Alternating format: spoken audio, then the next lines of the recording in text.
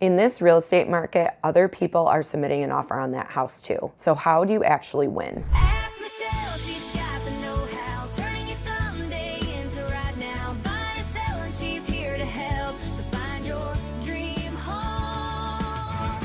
Ask Michelle. Welcome back to Ask Michelle. Today we're answering that exact question from Jason. Hey Michelle, Jason here from East Amherst. So we just toured this house in Clarence that we're both obsessed with, but I'm hearing the market is still pretty tight out here. We don't want to lose it, you know? What does a really strong offer look like right now in these towns? Should we throw in an escalation clause or bump up the earnest money? Or is there something else we should be doing? So that's a really great question, and I'm happy that you found a house you fell in love with. All of those things can be beneficial. One thing I do want to point out, escalation clauses, some sellers will not accept an escalation clause for one reason or another. Your escrow deposit, as high as you can put down, I think is great because it can be the one determining factor.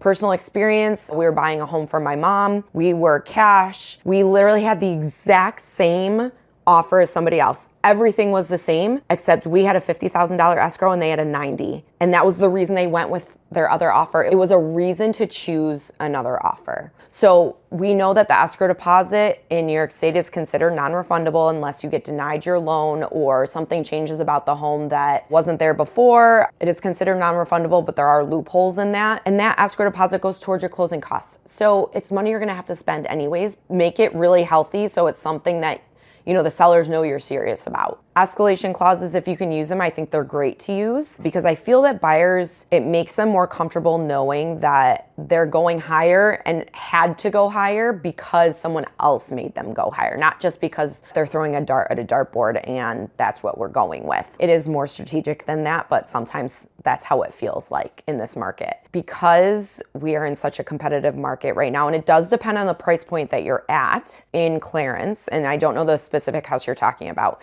but it depends on the price point you're at. There are not a lot of houses available. There's nothing in our market that is staying very long unless it is not priced appropriately, the presentation is not there, the promotion is not there, or the location is not great. If something has all four of those P's, it's desirable by more than you in this market. There are a lot of tricks to the trade when we do think about offers, and I don't want to give away all of our, secret sauce here, but making sure that you have healthy financial situations. So if you are using a mortgage, who is your lender? Because that matters. Every bit of your offer matters. Who is your lender? Who is your agent? Who is your attorney? All those things matter. The terms of your contract in relation to closing timeline, the inspection. A lot of people out there will say, hey, you can't do an inspection on a home if you want to get a house and an offer accepted.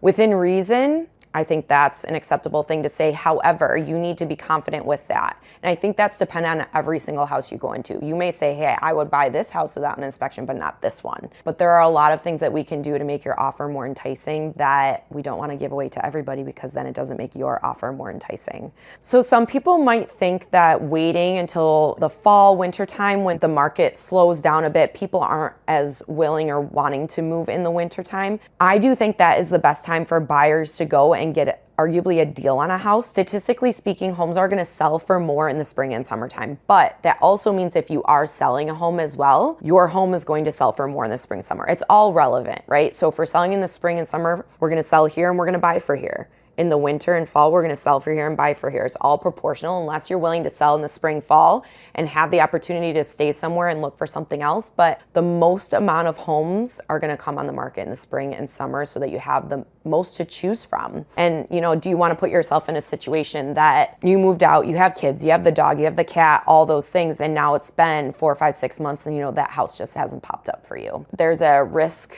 reward that we have to, balance out here as well. Thanks so much for your call and your question, Jason. I can't wait for you to reach out more so we can talk about how we can secure this house for you and your family. If you have a question of your own, please go to call.show/askmichelle or click the link below. I'm Michelle Petrie, your Buffalo Realtor.